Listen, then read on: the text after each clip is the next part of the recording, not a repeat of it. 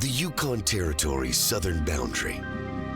From the city of Whitehorse and the hills surrounding, to stunning Emerald Lake and the Carcross Desert, to the remote beauty of the Alaskan frontier.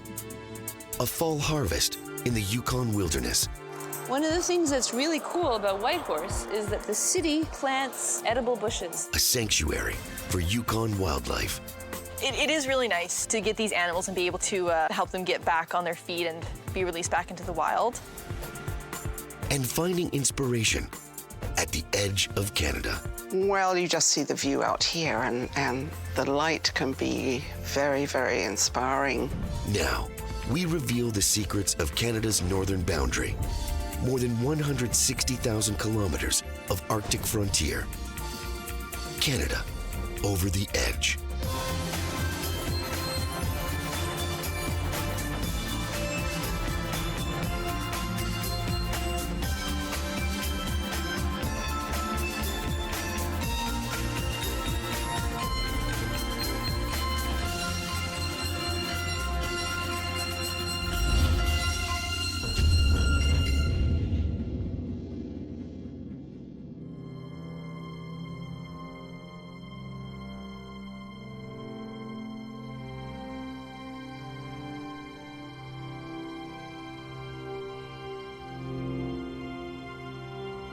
Just above the 60th parallel, the city of Whitehorse marks the major population center in Canada's Yukon Territory.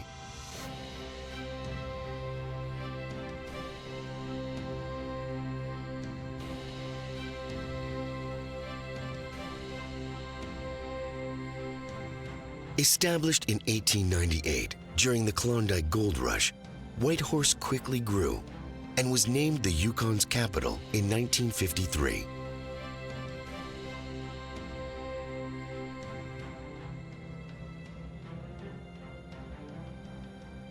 Today, the city is home to more than 25,000 people.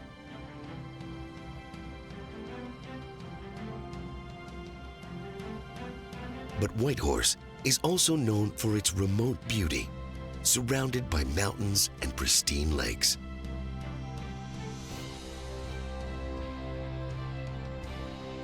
It is nicknamed the Wilderness City.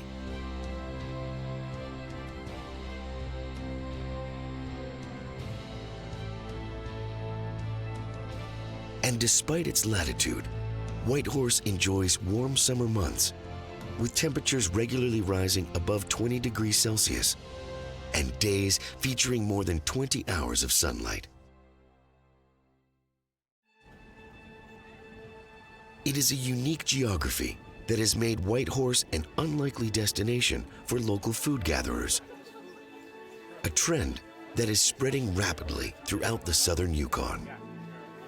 My name is Michelle Genet, and I'm the author of the Boreal Feast and the Boreal Gourmet cookbooks, and I'm in Whitehorse, Yukon Territory. Michelle Genet has written a number of books revealing the culinary secrets of the Yukon. So I started writing the Boreal Gourmet and then the Boreal Feast as a way of recounting those adventures, but also as a way of encouraging people across the country to get to know their own environment and learn what the foods are that are available to them, the wild and foraged foods. And Genet says in the wilderness surrounding Whitehorse, opportunities are everywhere.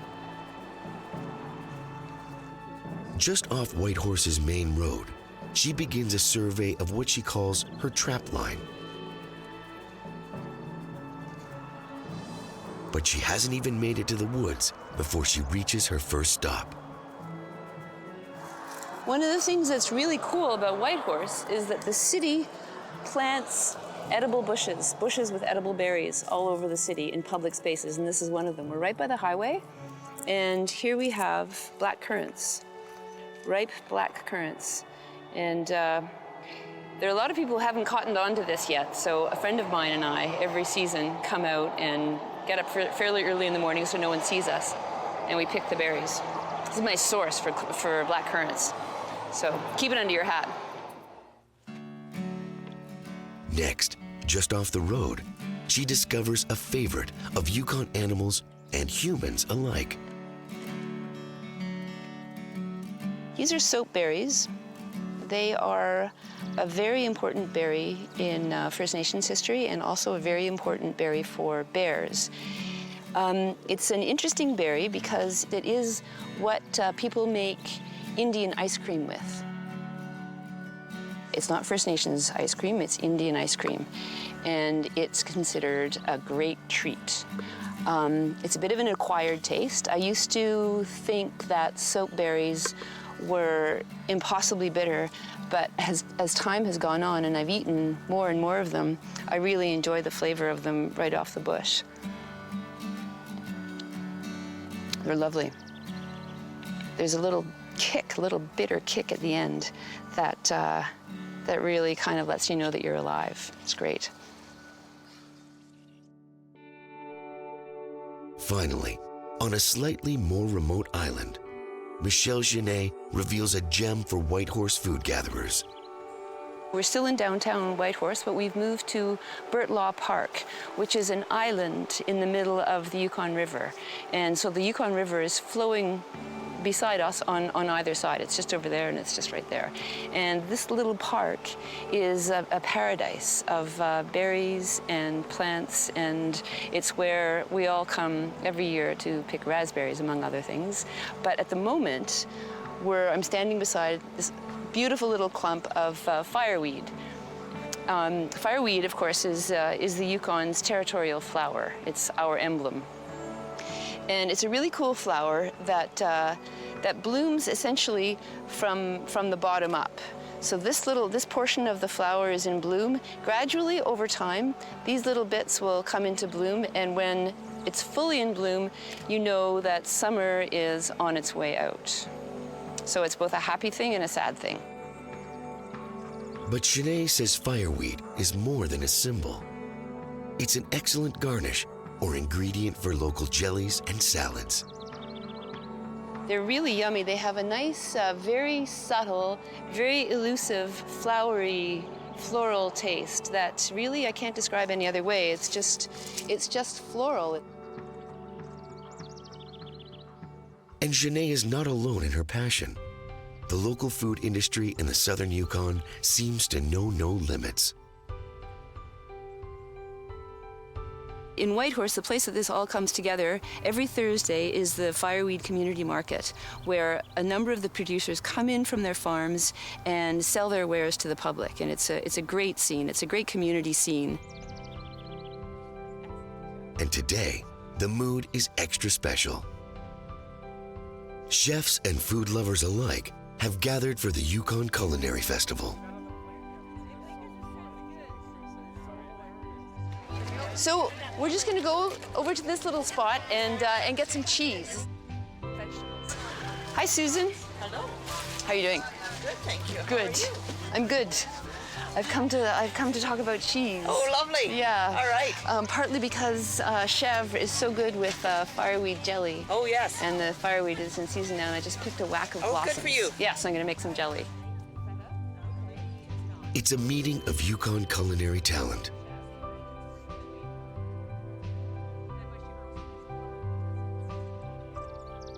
And as part of the festival, Genet will put her expertise on display as she cooks for the festival's gala showcase. One of the most fun parts of the festival will be tonight when where I and a number of other visiting chefs will be cooking in local restaurants with local chefs, and we'll be using food that has been grown in the Yukon. But the chefs don't know where they will be cooking until a random draw takes place. As it turns out, Genet will be cooking in a setting she knows well. That's a chocolate claim. That's where I used to work. I know that kitchen inside out. It's so great. On site, she joins the team, ready to put her Yukon culinary knowledge to work. Over the next few hours, she will help prepare a feast, using her favorite cheeses from the market and her harvest from the woods surrounding Whitehorse.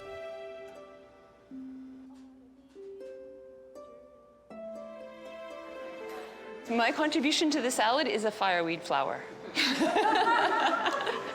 We went picking some today. Okay, so we'll get it started. Have a great time, you guys.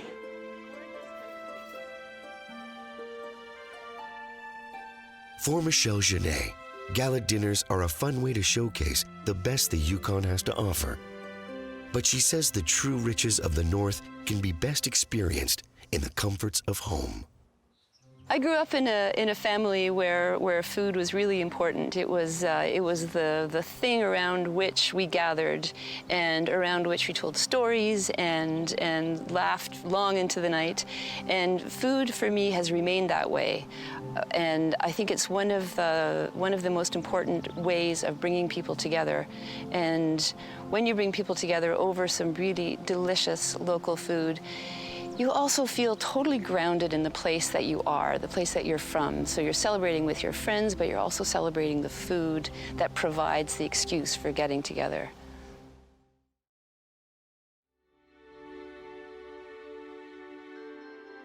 Heading south from Whitehorse along the Yukon River, we soar high above the Whitehorse Dam.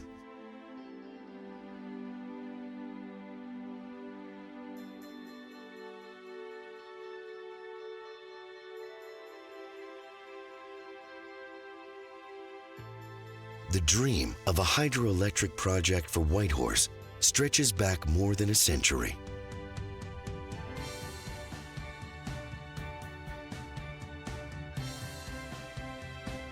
After decades of delay, it was finally built in the 1950s on the site of the Whitehorse Rapids, from which the city takes its name.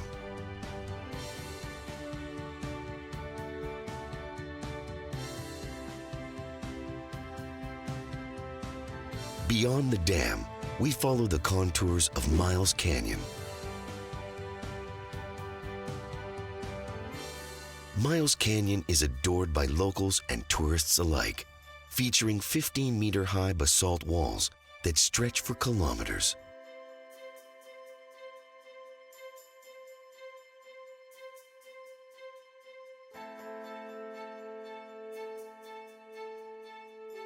Miles Canyon was originally named the Grand Canyon by locals, then renamed in 1883 by an American Army explorer in honor of Brigadier General Nelson Miles.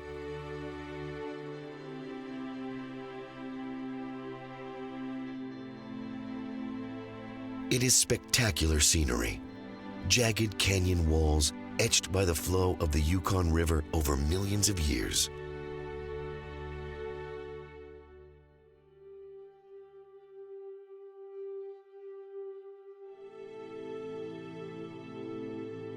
South of Miles Canyon, we leave the shelter of the Whitehorse Valley behind.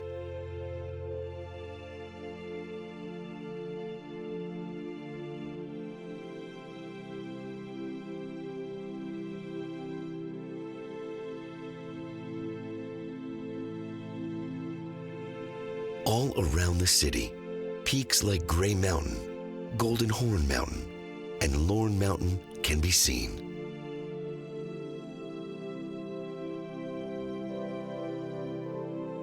They are popular hiking and recreation destinations, just kilometers from the city.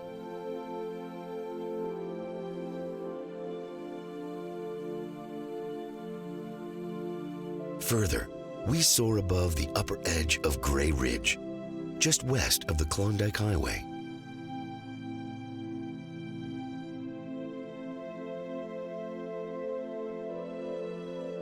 From here, Caribou Mountain is in plain view, rising more than a kilometer high.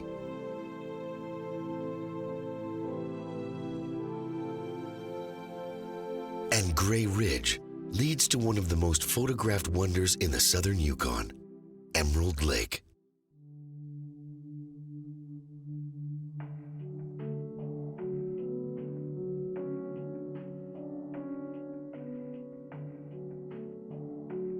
The story of Emerald Lake dates back 14,000 years, when retreating glaciers created a series of shallow lakes in the area.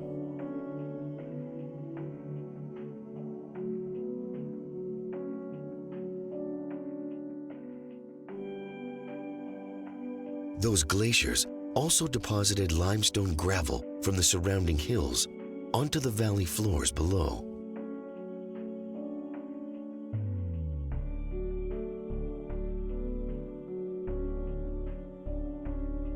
Over time, that limestone seeped into the groundwater and created limestone-rich mud called marl at the bottom of Emerald Lake.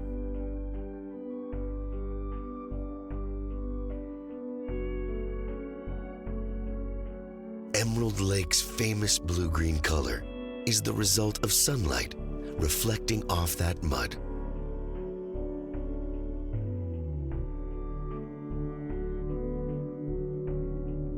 Further, just beyond Emerald Lake, we reach the village of Carcross.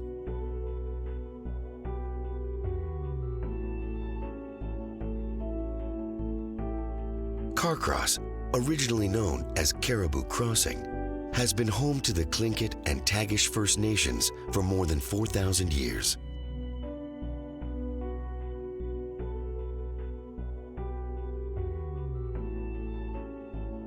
The modern village was established during the gold rush and is home to just a few hundred residents.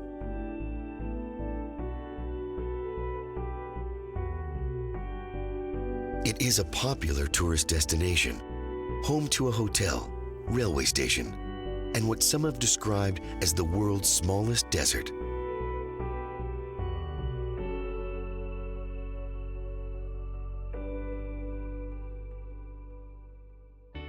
My name is Murray Lundberg. I'm a former Carcross resident for many years and now a retired tour guide.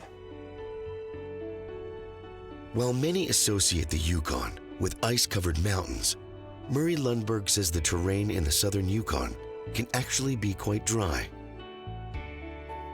The best way that most people recognize this place is the world's smallest desert. It's kind of a, not particularly scientifically accurate, but it describes it nicely and attracts a lot of people that way.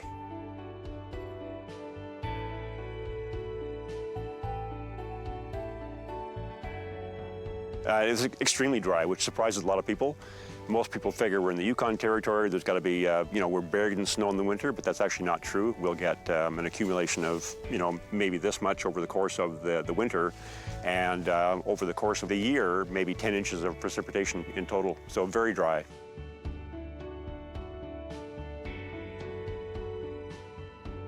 Lundberg says the Carcross Desert is spectacular, with a story dating back thousands of years. This is one of the views that is the most commonly seen here because it's so dramatic. You have the rugged peaks behind this and this huge amount of sand, and most people would think that there must be a hill behind this, but this is all sand. The sand where we're standing right now is about 400 feet thick. It's certainly not the sort of place that you would expect to find a desert or even sand dunes like this, but what happened here was this area used to be very deep in glaciers, and then after the glaciers melted away 10,000 years ago, Glacial Lake Watson formed, and as the lake formed, we had all this glacial till, glacial flour that was on the bottom of the lake. It got flowed down by the Watson River and Lake Bennett and built up along here initially as a sandbar, and then the very strong winds that blow off Lake Bennett pretty much constantly have built these amazing dunes. But the Carcross Desert is not just made of sand. It actually features a unique ecosystem. One of the really unique parts is both because of the sandy soil and because it's so dry, but also there's a total of about 70 plants here, and half a dozen of them are really quite rare because of the specific conditions here. Let's go and have a look at this, one of our rarest plants, the Baikal sedge. It doesn't get a whole lot of respect because it's just a little piece of grass. It's little things like this that make the Carcross Desert so incredibly important. Imagine that only being in existence in 6 places in the world. It's hard to believe.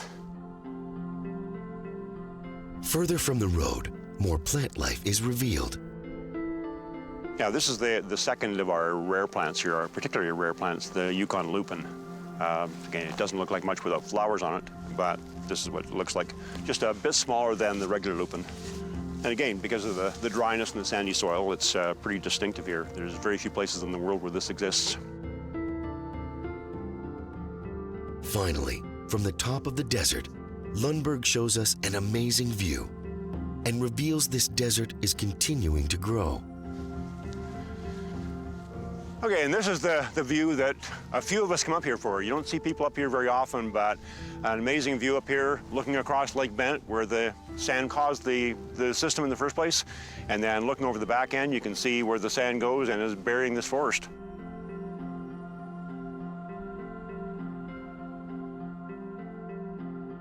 Pretty amazing spot. Murray Lundberg says he never gets bored guiding visitors to this unexpected corner of the Yukon, a place he believes is unique in Canada's north. I think a lot of people are surprised that a thing like this can even exist. And I think for a lot of people who come up on an Alaska cruise in particular, which is what most of the people who visit the desert are from, they come up the coast and see this incredibly lush forest, and all of a sudden we're crossing over into the rain shadow of the mountains into this extremely dry area, and it very quickly gives people an idea of how fast Mother Nature can change the conditions from the really wet coastal area to this. The Carcross Desert is a little sample of what I think is the most impressive area of the Yukon, both scenically and recreationally. As well as what we see here, there is an amazing amount of high country hiking in particular is my passion, but also incredible boating. You can go 26 miles down Lake Bennett onto an absolute postcard area of pristine waters and high peaks. And we've got world-class mountain biking within a couple of miles here now. So an incredibly important area for the Yukon Territory in general.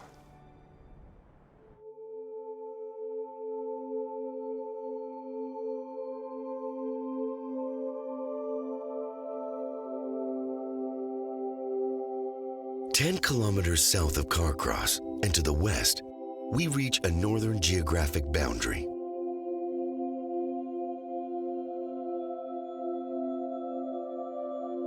Here, we leave the Yukon Territory behind and trace the northern limits of the province of British Columbia.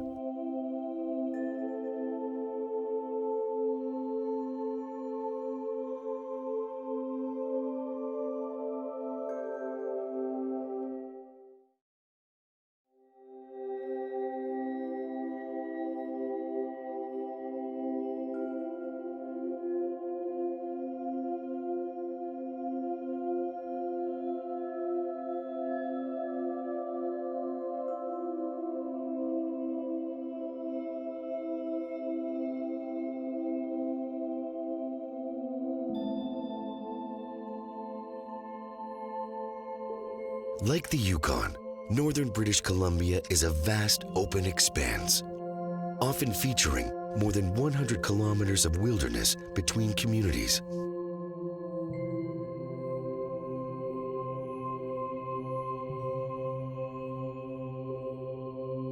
And just 20 kilometers further south, incredible peaks begin to rise as the narrow northwest corner of British Columbia meets the Alaska Panhandle.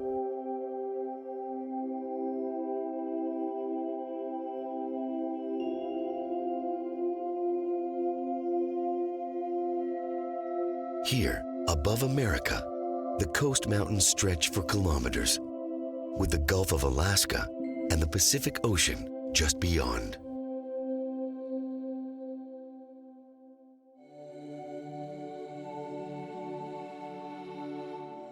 Continuing west and back in Canada, we trace the British Columbia-Yukon border, high above the rolling hills of Tatchenshini-Alsek Provincial Park.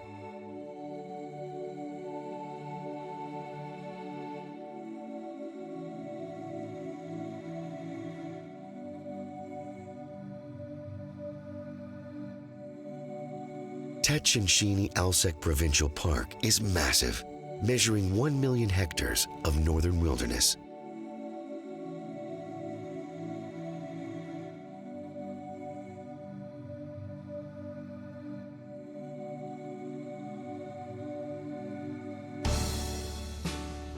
When combined with the Yukon's Kluane National Park to the north and a series of Alaskan parks to the south, This region marks the largest tract of protected landscape in the world.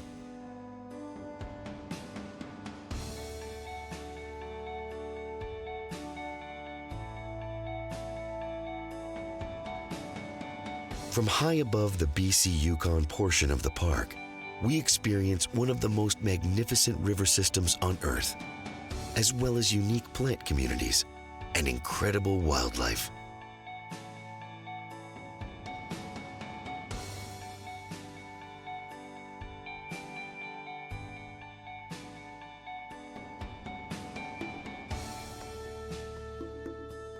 Tatchenshini-Alsek Provincial Park is home to 125 different bird species and 53 different types of mammals, from massive grizzly bears to Dall sheep.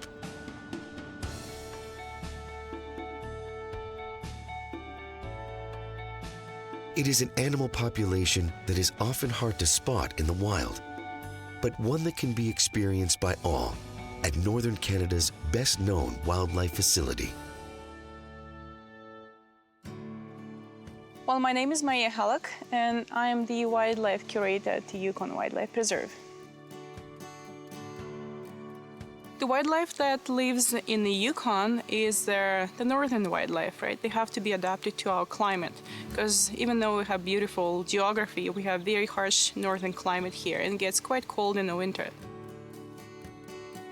The Yukon Wildlife Preserve is a showcase of that wildlife. An area covering more than 700 acres, featuring all types of northern life, from tiny hares to the mighty muskox.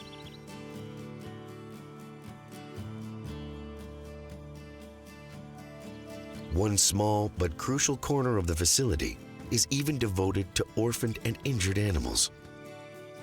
This is the only center where the injured and orphaned wildlife could come in up north here. We are the only ones who are available here to take care of them. So it is, of course, important.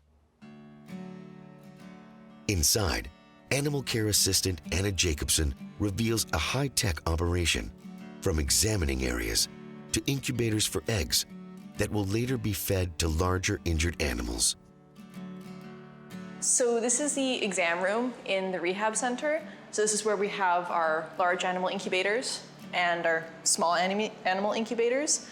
And right now, we have quite a lot of quails in there, because this is also where we keep the eggs and hatch the quail that we will eventually feed to the lynxes and the foxes. Today, it is mostly bird life at the facility, including a shy pair of gulls recovering in rehab. So we have 2 seagulls in here that came in, and we're rehabilitating them right now. How you doing? Well, that guy actually, I think there might be something wrong with his wing. And him, I believe either wing or foot as well. And just outside, an entire collection of bird life at various stages of rehabilitation. So this is just behind the rehabilitation center, and out here we have animals that we're also rehabilitating and hopefully going to be able to release, but also some animals that are permanent residents. We have a short-eared owl right here, and an adult bald eagle, a peregrine falcon, and 3 goslings. So this is our short-eared owl, and he has an injured wing, and he is a permanent resident here, so we're not going to be able to release him. This is an adult bald eagle. He came in about maybe a week or so ago, I believe, and we're just rehabilitating him, and hopefully he'll be able to be released soon. These goslings we actually got when they were just little balls of fluff, so we've been raising them for about maybe a few weeks now, and the plan is to release them eventually, so hopefully we'll be able to do that soon. People find these animals just out by their homes or when they're out walking, and so then they'll call us and say, I found this bird, what do I do with it? And then we'll sort of ask, like, well, is it injured? what's wrong with it, and then if we can, we'll take it in. While the rehab section of the preserve is a key component of the operation, the most popular area for visitors is the massive wildlife viewing area. Anna Jacobson explains the daily routine. She begins by cutting browse to feed the animals and heads for the cutest corner of the facility.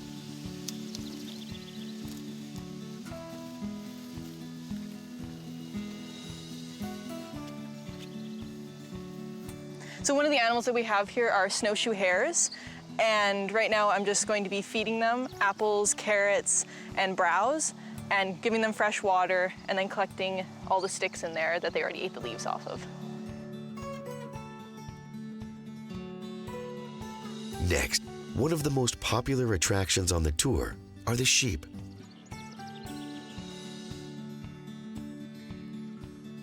So these are the thin-horn sheep, and I think the public really likes them, especially now that they have all their lambs. So they're really popular with the public when all the lambs are down and they're all gathered around the feeding station. So I'm just gonna go inside and sweep up, clean up the feeding station a little bit, and change their water, and then go back in and feed them pellets and hay.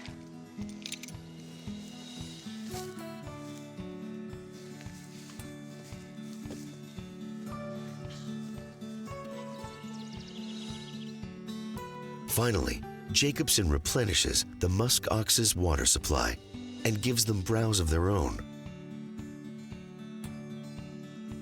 The muskox are my favorite animals on the preserve. I think mainly because they're such an old species. Like, they've been around. They walked with mammoths in the Ice Age, so I just love them. And we're just gonna be feeding them some browse. So we'll just be throwing the browse over the fence because the muskox are quite nearby. So it's not safe for us to go inside because they'll come right up to us because they'll treat you like a muskox. With all of the animals and the appetites here, cutting brow can be a full-time job, but one the animals seem to appreciate.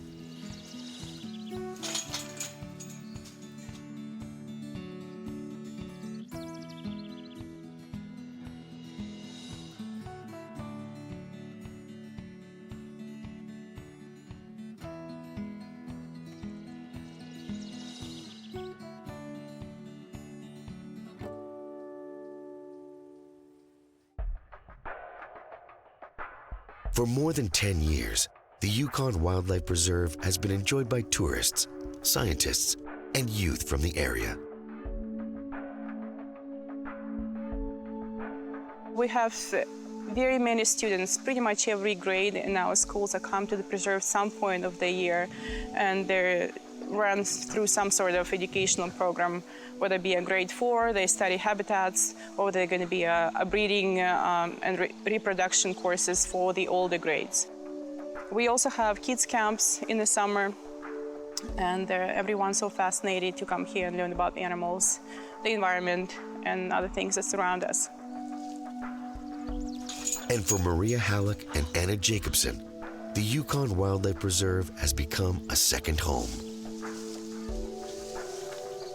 It is really nice to get these animals and be able to help them and help them get back on their feet and be released back into the wild. It's quite a good feeling when you can nurse something back to health. I sort of fell in love with the Yukon first time I arrived here. Just, I don't know, the mountains, the landscape and everything, and the quietness and peaceful of the place is really, really sort of, it just feels like at home. And the animals that live here and the animals in the rehab, and they need me and I need them, and that's part of my life.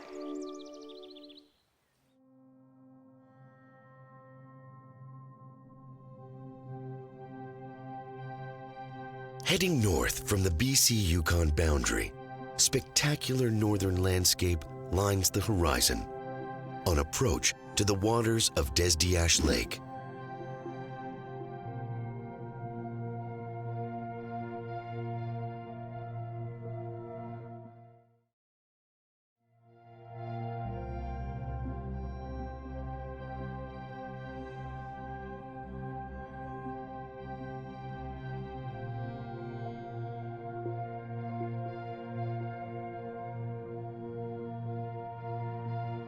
Desdiash Lake is a unique Yukon waterway with a surface area measuring more than 80 square kilometers, but an average depth of just 4 meters.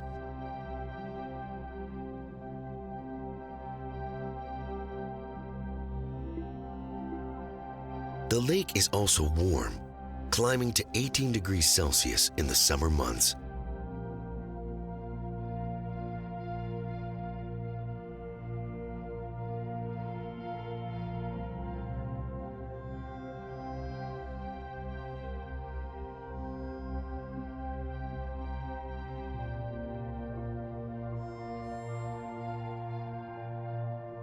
It is a marine environment that has encouraged substantial plant and animal life, including lake trout weighing up to 30 pounds.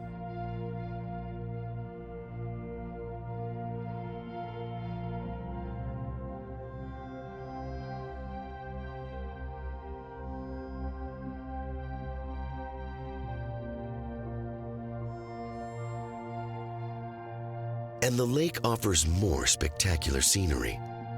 Flanked on either side by the Desdiash Ranges and the St. Elias Mountains.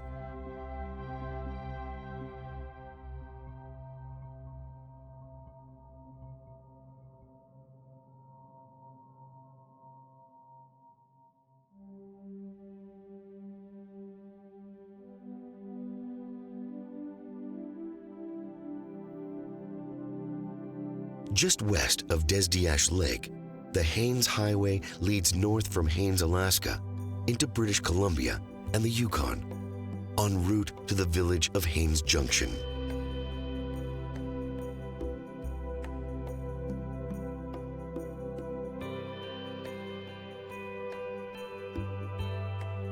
The Haines Highway follows an ancient path used by First Nations traders and gold rush prospectors centuries later.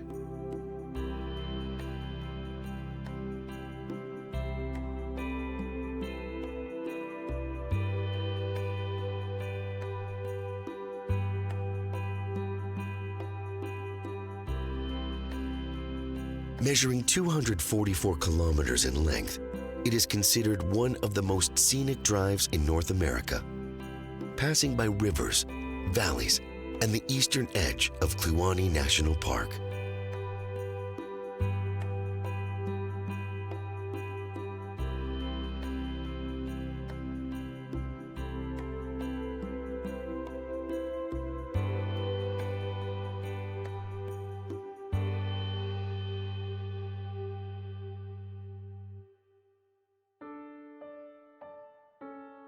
And to the west of the highway, another pristine Yukon lake.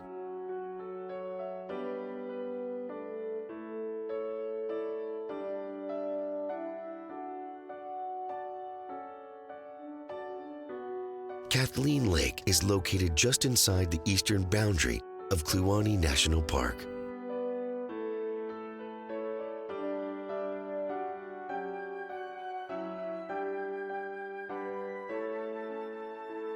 Like Desdiash Lake to the south, Kathleen Lake is a popular fishing spot, with hundreds of anglers visiting here each season.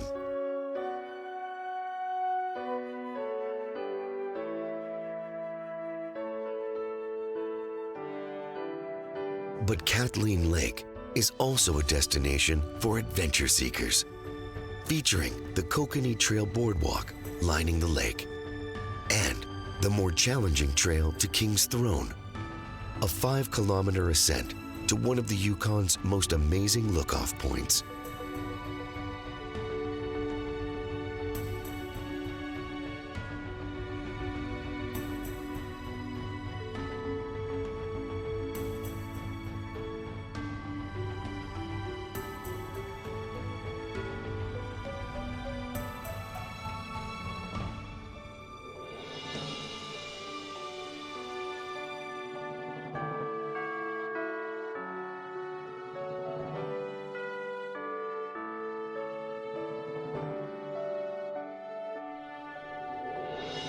King's Throne is a popular day trip for many who visit here, offering amazing vistas of the lakes, rivers, and valleys below.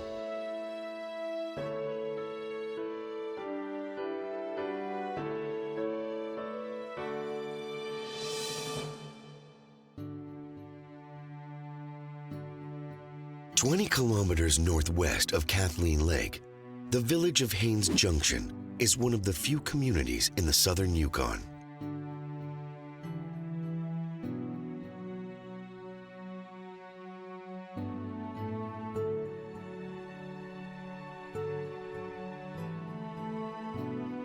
Haines Junction is home to some 800 residents, and like Whitehorse's Wilderness City motto, Haines Junction is known as a wilderness town.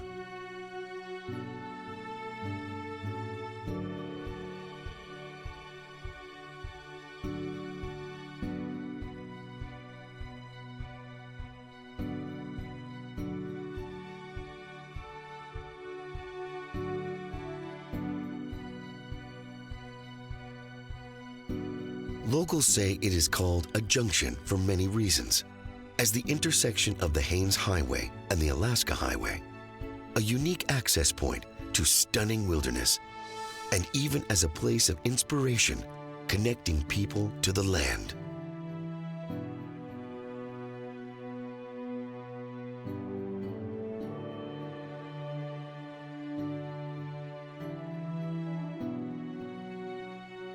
It is that inspiration that has attracted many residents, including artist Libby Dulac. My name is Libby Dulac. We're here in Haines Junction, Yukon, and I'm a painter. My husband's from France, and I was born and raised in England, and we both had a dream of coming to Canada, and once we arrived in Edmonton in 1973, we spent all our weekends in the mountains, and I think the Yukon was calling. Once Libby Dulac and family decided to call the Yukon home, they chose the southwest corner of the territory. Well, when we were looking where to settle and looking for jobs at the same time, I think the view here from the Alaska Highway coming into Haines Junction just said, wow, this is the place. Through encouragement from a friend, Dulac says she began developing her painting skills. Well, you just see the view out here, and the light can be very, very inspiring at different times of the year and different times of the day. It always seems that there's something to inspire. And inside her home studio, Dulac uses her own photos as a starting point. Yes, I'm looking forward to doing this one. And there again, Kathleen Lake, and then more local scenery. This is a place where we camp sometimes, and I really want to capture that scene in the fall with the fall colors. But today, she's recreating a landscape much closer to home. I have a dear friend, he's a helicopter pilot. He told me that when I die, they'll auction off this shirt.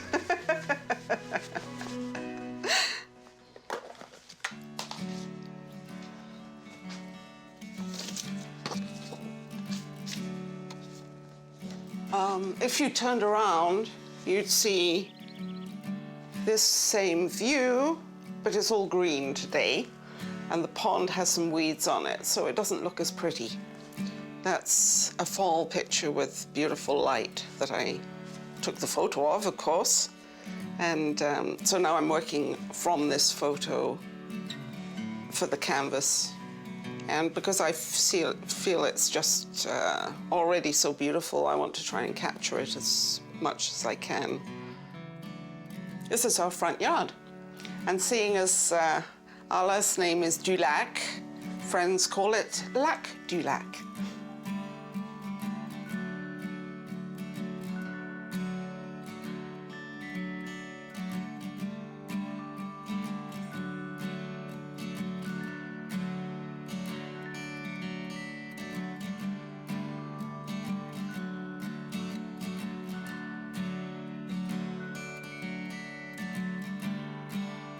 we have a long winter, and December, January, it's cold and it's long.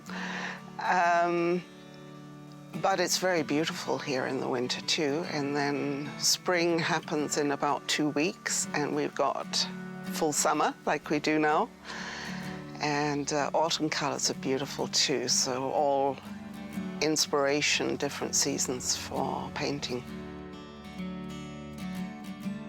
Libby Dulac has made a living earning money as a Yukon artist, but her most widespread fame may have come when her work appeared on money.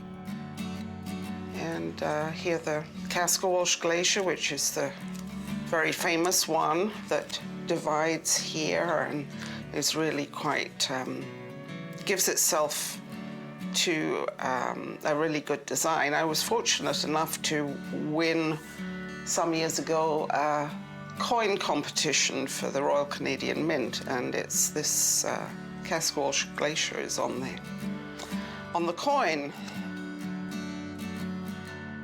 Libby Dulac says she will never stop painting from her home studio. And while it is an office space many would envy, Dulac says more importantly, it is home. We raised our 2 children here, and now we have 6 of our 7 grandchildren here.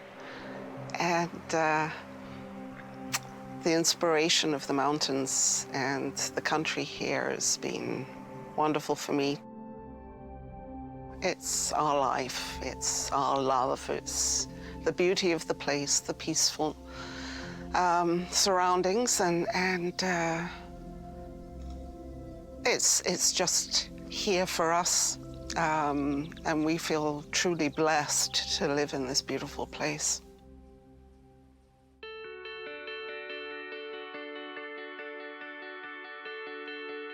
From the city of Whitehorse and its rich culinary resources,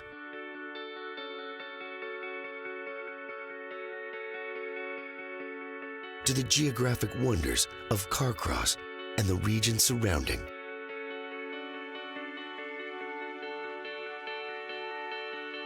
to the awe-inspiring wildlife of the BC-Yukon border region.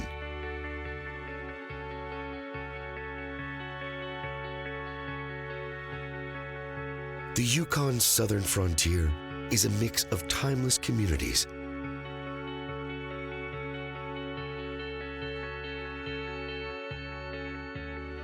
and a wealth of wilderness.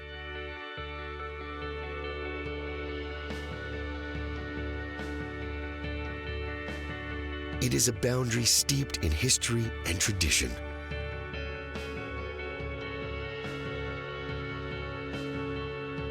Featuring glacial lakes,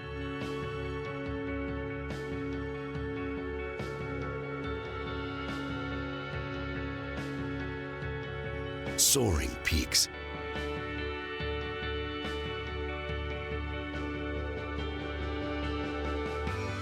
and the largest tract of protected space on Earth.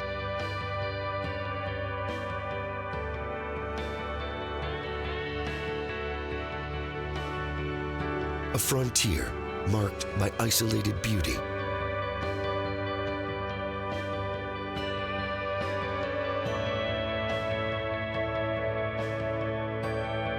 and ancient roadways leading to a world of inspiration.